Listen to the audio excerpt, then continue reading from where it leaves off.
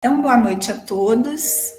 Eu vou dar continuidade à parte 2, no capítulo 10, das ocupações e missões dos espíritos, as questões 574 a 579 do Livro dos Espíritos.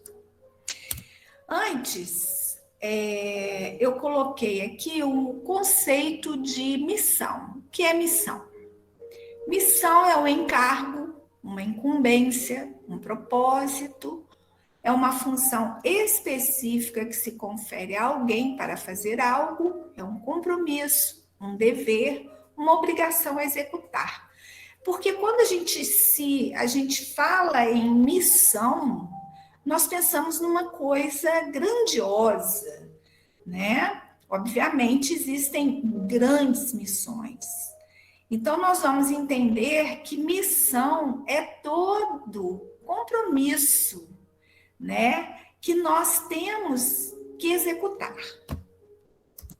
A primeira pergunta do Livro dos Espíritos, Kardec, na 574, qual pode ser na Terra a missão das criaturas voluntariamente inúteis?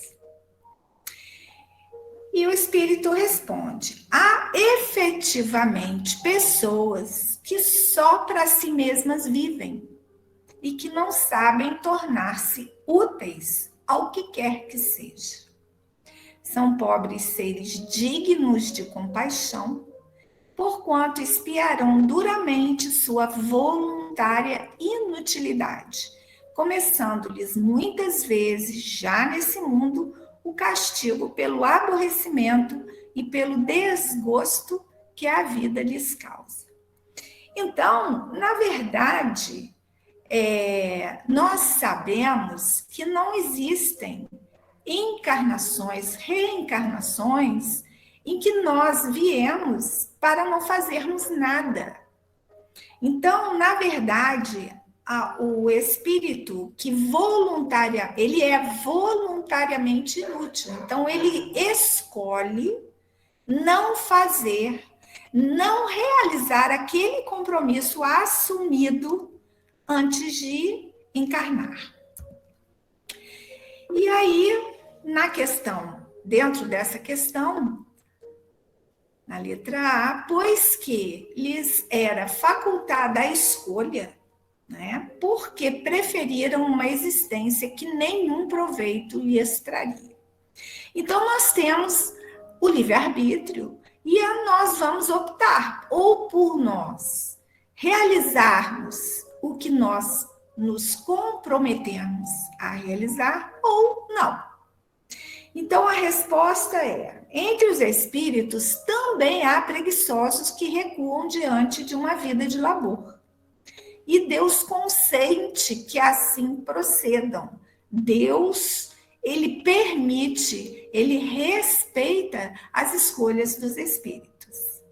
Mais tarde, esses espíritos, eles compreenderão à própria custa os inconvenientes da inutilidade a que se votaram e serão os primeiros a pedir que se lhes conceda recuperar o tempo perdido. Pode também acontecer que tenham escolhido uma vida útil e que hajam recuado diante da execução da obra, deixando-se levar pelas sugestões dos espíritos que os induzem a permanecer na ociosidade. Então, existem espíritos na erraticidade que nos induzem a também sermos ociosos. É claro que nem toda ociosidade do encarnado é por influência de um espírito ocioso. Você pode optar por ter essa vida sem o trabalho a que você se propôs. E no comentário de Miramês, da Filosofia Espírita, ele diz que há criaturas que se julgam inúteis e que voluntariamente se entregam à inutilidade, como que influenciadas por outras entidades do mundo espiritual, que também são ociosas, né? E deixam seus valores adormecidos. Então, como tem preguiçoso também no mundo espiritual, que eles vão se inutilizar por longo tempo, ele também pode induzir o encarnado a ser preguiçoso. Mas o tempo e o próprio sofrimento que essa ociosidade traz vai ter cobrança, né? E na vida não tem nada inútil. Deus nunca iria criar nada, nenhum ser inútil, né? Até o verme, como Emmanuel disse para o Chico, realiza a sua obrigação na Terra, né? Então, Deus que trabalha, né, que é o fundamento de tudo, como que ele poderia criar seres inúteis e preguiçosos? Então, isso é um contrassenso. Na questão 575, Kardec pergunta: as ocupações comuns mais nos parecem deveres do que missões propriamente ditas, né? A missão, de acordo com a ideia que a palavra está associada, tem um caráter menos exclusivo, menos pessoal. Então, deste ponto de vista, como a gente reconhece um homem que tem na Terra uma determinada missão? A resposta pelas grandes coisas que opera, pelos progressos a cuja realização conduz seus semelhantes. Então, essas missões, esses seres que vêm com aquelas missões para a humanidade, ele realiza grandes obras com o objetivo do progresso e da evolução da humanidade, né, como um todo. Nós temos vários exemplos, né? Nós temos Gandhi, nós temos o próprio Chico Xavier, nós temos Madre Teresa, nós temos Irmã Dulce, nós temos vários exemplos que nós entendemos de grandes missionários, né, que vieram realizar grandes missões. E aí a gente se pega, nós encarnados, no nosso dia a dia, né, na nossa pequenez, o que nós realizamos de missão? Qual é a nossa missão? Né? E aí Miramês comenta que os verdadeiros missionários, eles são fáceis de serem reconhecidos pelos seus grandes feitos em favor da coletividade. No entanto, existem aqueles missionários menores, aos quais são entregues pequenas missões, mas de grande valor, né? Para dar segurança a certas pessoas que precisavam de um amparo mais direto. Toda missão é um dever, mas nem todo dever é uma missão, né? Nós temos, ele dá o exemplo, o dever de amar sem distinção a todos e a tudo para o nosso próprio bem.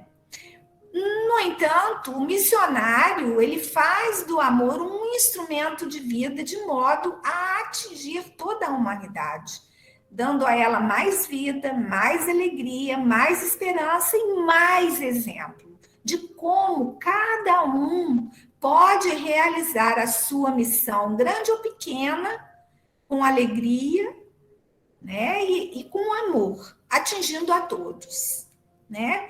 Então, aquela mãe que veio com aquele cuidado de orientar o seu filho, né, no caminho reto, ela tem uma missão. Ela tem a missão de amar aquele espírito, de orientar aquele espírito, de tornar aquele espírito mais evoluído. Então, todos nós temos as nossas missões, né? O engenheiro tem a missão de construir, de facilitar, de ajudar de todas as formas dentro da profissão dele o maior número de pessoas, né? O professor, ele tem a missão de ensinar o maior número de pessoas. O médico, na sua função dentro tanto curativa como preventivo, de auxiliar, de cuidar do maior número de pessoas, dentro de todos os preceitos que o Cristo nos ensinou.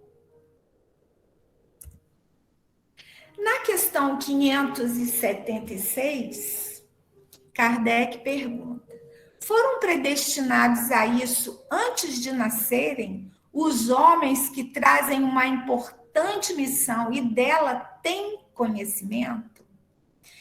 E a resposta é: algumas vezes assim é.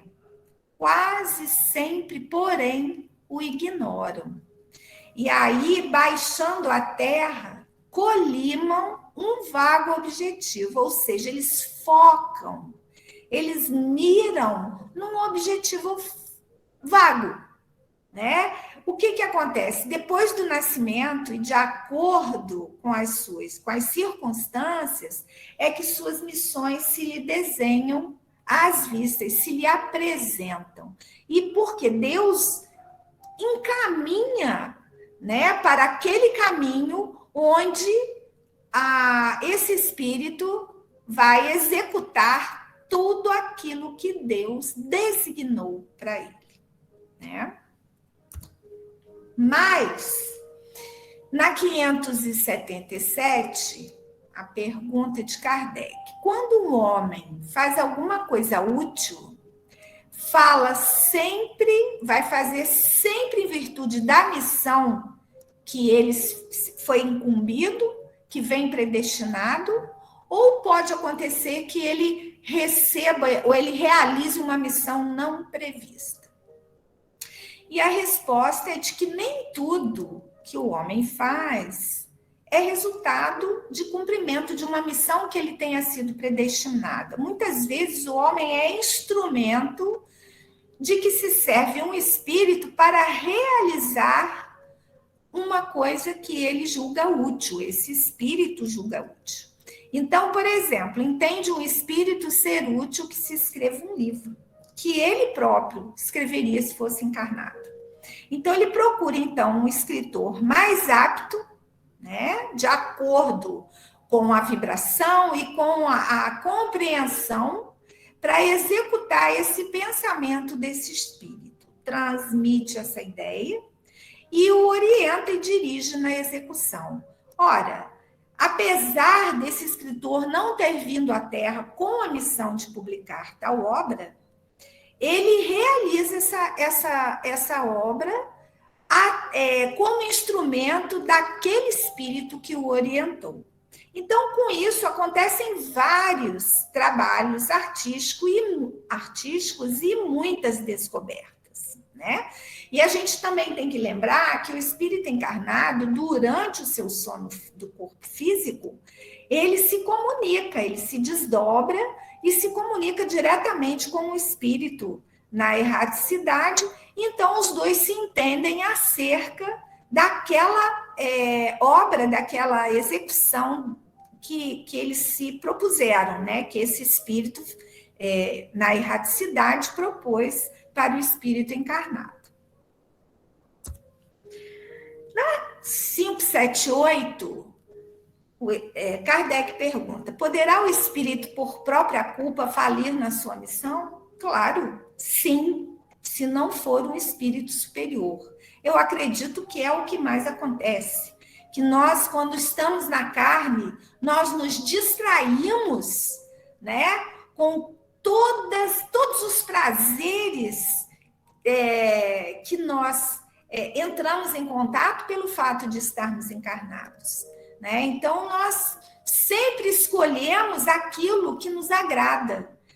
Que se for uma missão que nos será cara, que nós teremos que fazer algum sacrifício, nós sempre optamos pelo que for mais fácil.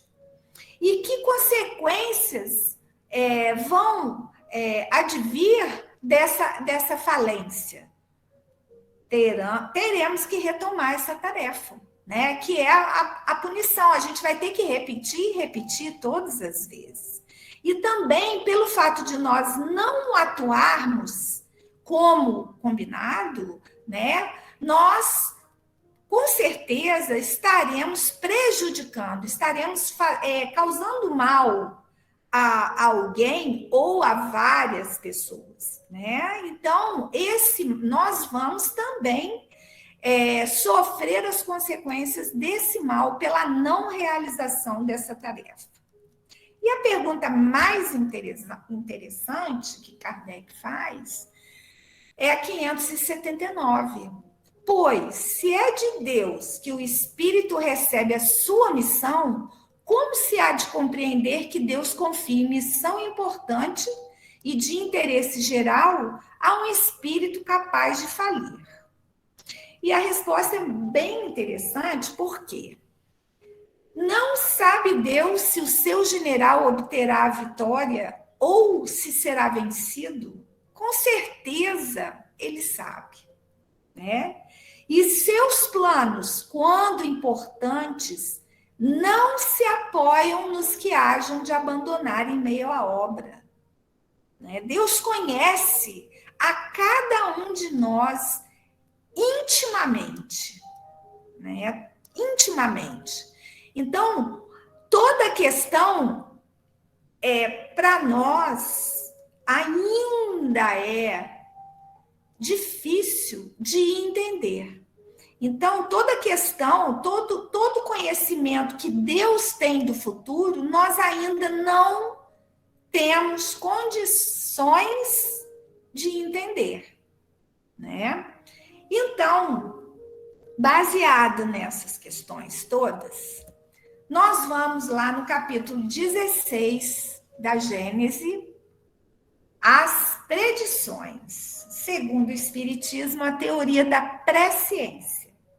Na questão 13, os acontecimentos que tocam os interesses gerais da humanidade são regulados pela providência. Quando uma coisa está nos desígnios de Deus, ela deve se cumprir, seja por um meio, seja por um outro. Então, se Deus dá uma missão para um espírito, para que ele, encarnado, ele atue na realização dessa missão, e se ele, e essa missão, ela vai acontecer de um jeito ou de outro, se não for por esse espírito que escolheu não realizar, vai ser por outro. Os homens concorrem para a sua execução, mas nenhum é indispensável. De outro modo, o próprio Deus estaria à mercê de suas criaturas. Se aquele a quem incumbe uma missão de a executar falha, um outro dela é encarregado. Então, não vamos achar que Deus vai nos incumbir de uma missão e se nós falharmos, ele vai ficar à mercê dessa nossa falha. Não. O que ele designou, os desígnios de Deus se cumprem sempre, com o homem, sem o homem e apesar do homem. Continuando nesse mesmo número 13, não há missão fatal. O homem está sempre livre para cumprir aquela que lhe foi confiada e que aceitou voluntariamente. Tudo, nada é feito sem o consentimento. Nenhuma missão é dada a alguém que não aceitou essa missão. Mas, se não faz, perde-lhe o benefício e assume a responsabilidade pelos atrasos que a sua negligência vai causar, ou de sua má vontade. Caso se torne um obstáculo para seu cumprimento, Deus pode quebrá-lo com um sopro. Então, o que Deus definiu, o que Deus decidiu, o que, apesar da misericórdia divina, nos deixar a escolha, o nosso livre-arbítrio, coisas acontecem independente independente desse ser humano cumprir ou não. Ela vai ser realizada. E na questão 14, o resultado final de um acontecimento pode, pois, ser certo, porque está nos objetivos de Deus. Mas, como, o mais frequentemente, os detalhes e o modo de execução estão subordinadas às circunstâncias e ao livre-arbítrio dos homens, os caminhos e os meios para que esse acontecimento se realize podem ser eventuais, podem mudar para que aquele resultado seja alcançado. No livro Emmanuel, no capítulo 5, a necessidade da experiência, todas as classes são obrigadas a grandes trabalhos, mormente aos trabalhos intelectuais, porquanto procuram com afinco a solução da crise generalizada em todos os países. Então, todos trabalham, cada trabalho, por menor que seja, ou os grandes trabalhos, eles procuram sempre a solução de todos os problemas que acontecem em todos os lugares, em todos os países. Cada um, então, de nós temos que meditar no que toca da nossa responsabilidade e não fugir ao trabalho que eleva para as alturas, né? Cada um fazendo o que lhe cabe no contexto geral, todos trabalhando, cada um fazendo a sua obrigação, todos nos elevaremos.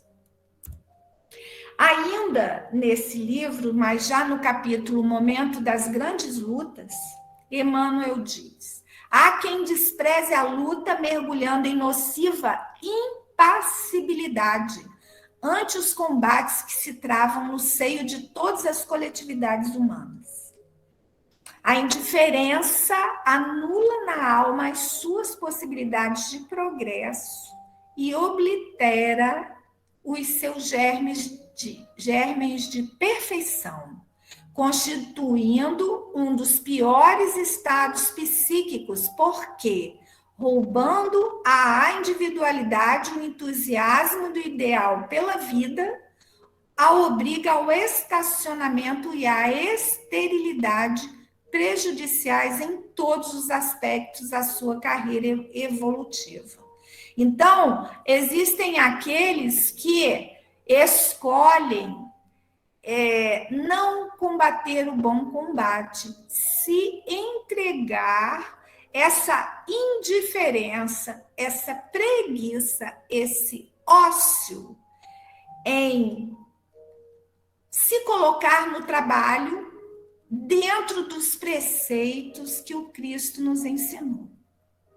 A alma, então, ela estaciona e ela se torna, então, refratária às pugnas do progresso, refratária ao correr do progresso, à escolha do progresso. Então, ela vai acabar sentindo a necessidade de novas experiências, né? Porque essas experiências, ele aprendendo que ele tem que realizar aquelas tarefas,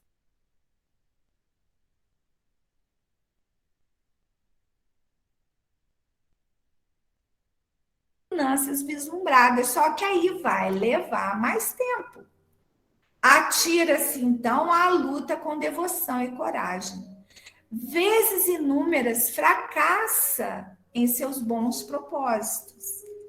Mas é nessas idas e vindas, nesses turbilhões de incessantes combates, que nós crescemos, que nós evoluímos para a perfeição, desenvolvendo novas possibilidades e aprimorando as nossas qualidades, nos tornando mais nobres, então.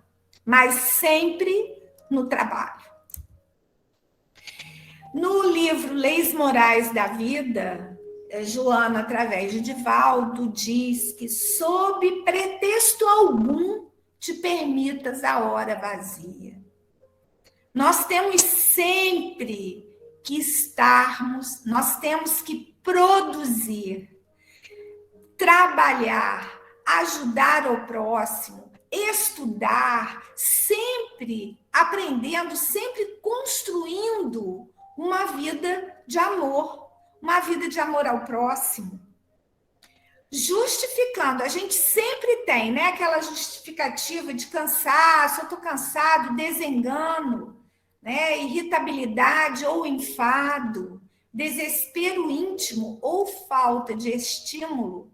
Evita cair no desânimo que abre claros na ação do bem, favorecendo a inutilidade e inspirando as ideias perniciosas.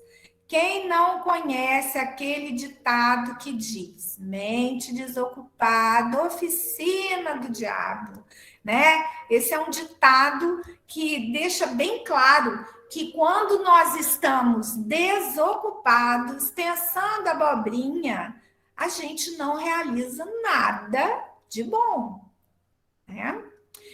Continuando a Joana, se supões que todos se voltam contra os teus propósitos superiores, insiste na atividade, que falará com mais eficiência do que tuas palavras. Nós temos sempre que sermos exemplos.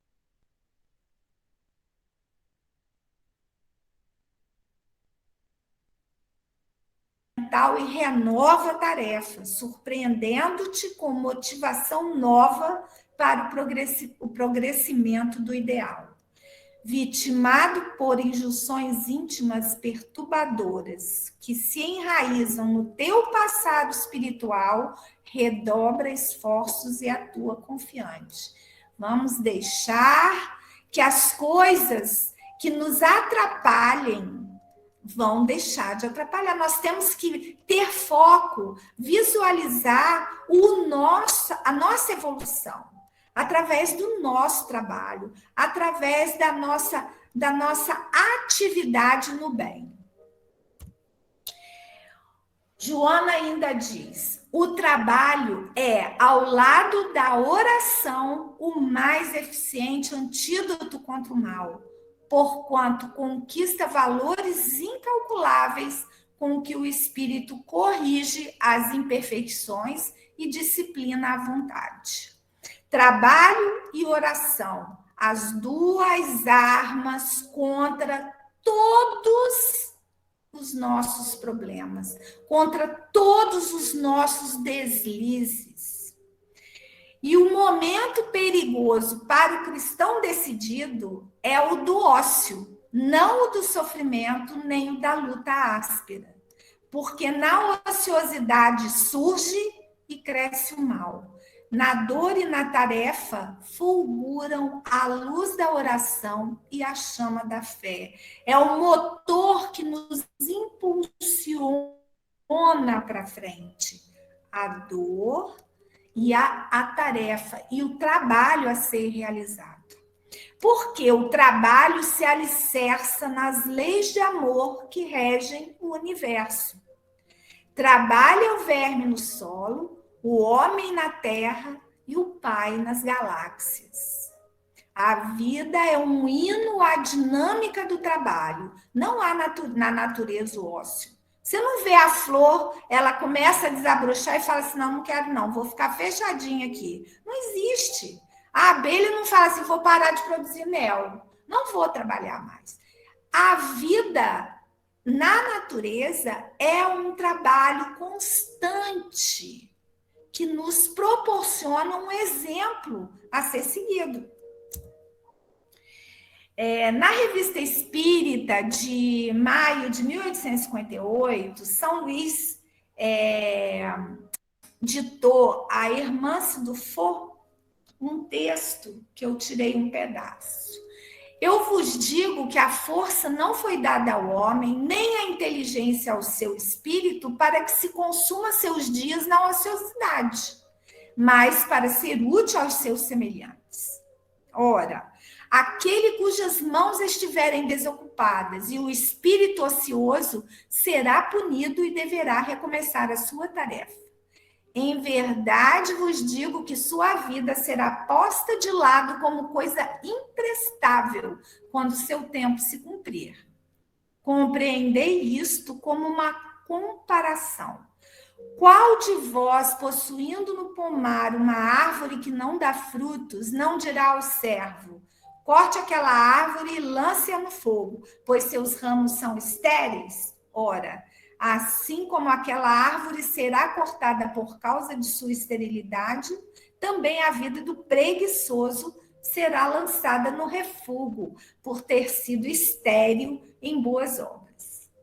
Na verdade, o próprio preguiçoso, quando ele alcançar o atraso, a parada que foi a não realização do trabalho a que ele se propôs, ele mesmo, a consciência dele, né, ele será lançado no refúgio, ele se lançará até ele alcançar a necessidade de boas obras, para que ele possa voltar a pegar o caminho da evolução no bem.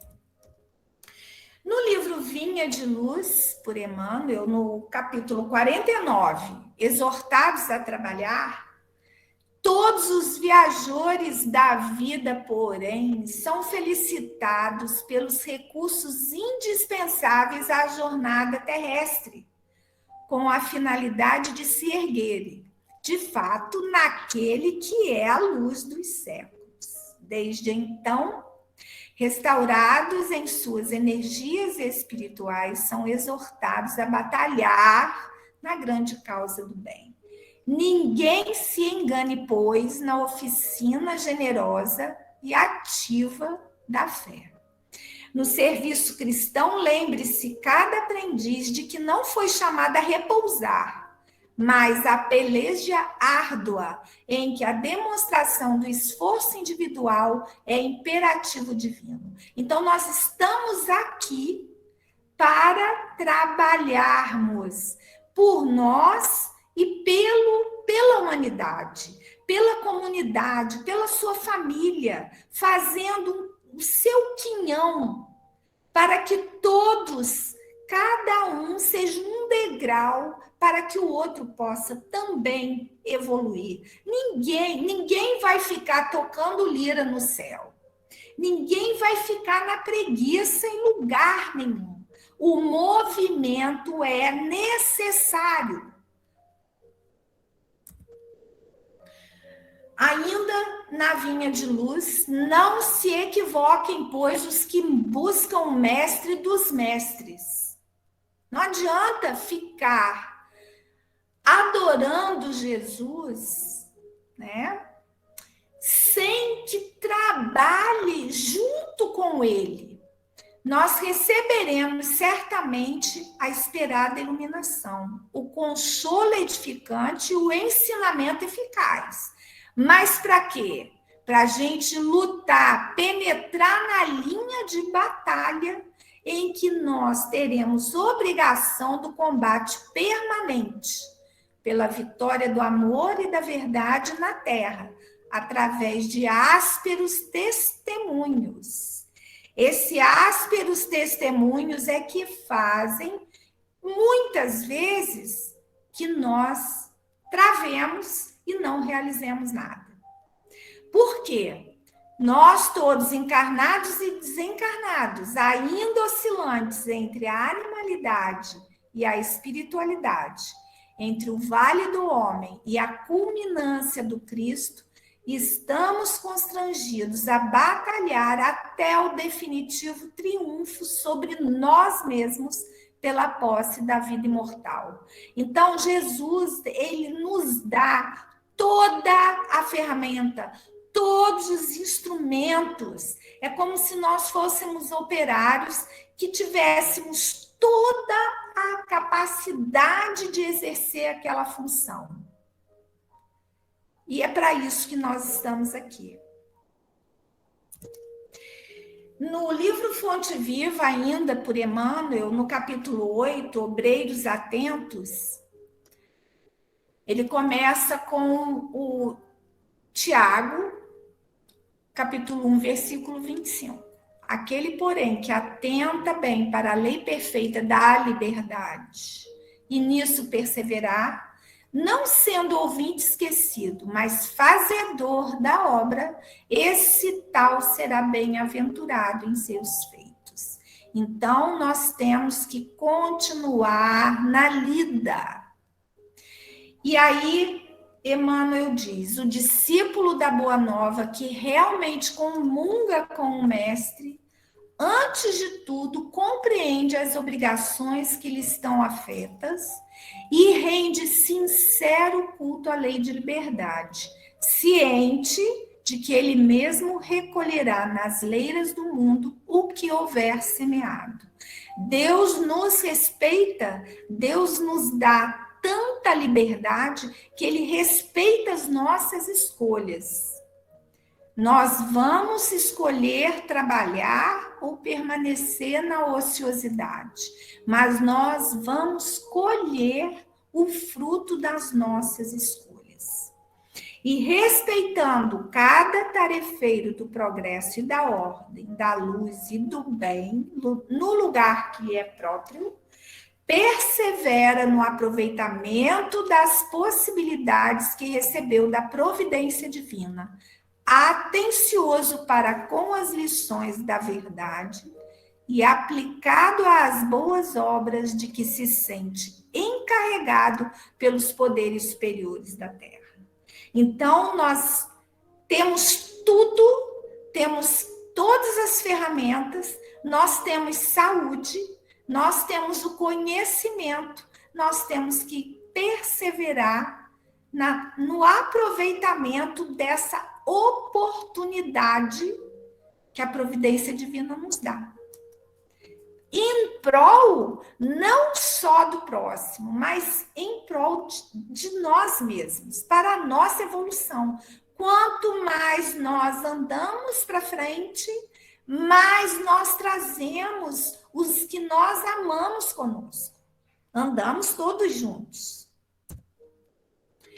E no livro Lições de Luz, psicografada por Alda Maria, pelo espírito André Luiz e Miramês, o homem e o meio social, Miramês diz, portanto, é fundamental que em sua relação com o meio social, o indivíduo assuma com responsabilidade as tarefas pertinentes a seu trabalho de transformação interior, o que repercutirá no contexto em que vibra, né? Essa transformação interior vai nos modificar. Essas modificações, essa reforma em nossa mente, em nosso espírito, né, vai objetivar também a melhoria dos nossos semelhantes.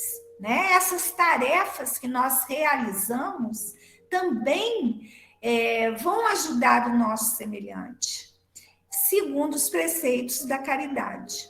E nesse movimento construtor positivado no bem, o espírito alçará voo, iluminando-se pela conduta renovada a partir de uma existência de interrelacionamentos impulsionadores do seu amadurecimento espiritual. Nós não vamos evoluir sozinho. Ninguém evolui sozinho. Nós sempre evoluímos todos juntos. Tá certo, um mais rápido, um mais devagar, mas sempre nós somos uma corrente, nós somos uma família, a humanidade é uma família interligada. Não há nada que um realize que não vá repercutir no irmão mais próximo.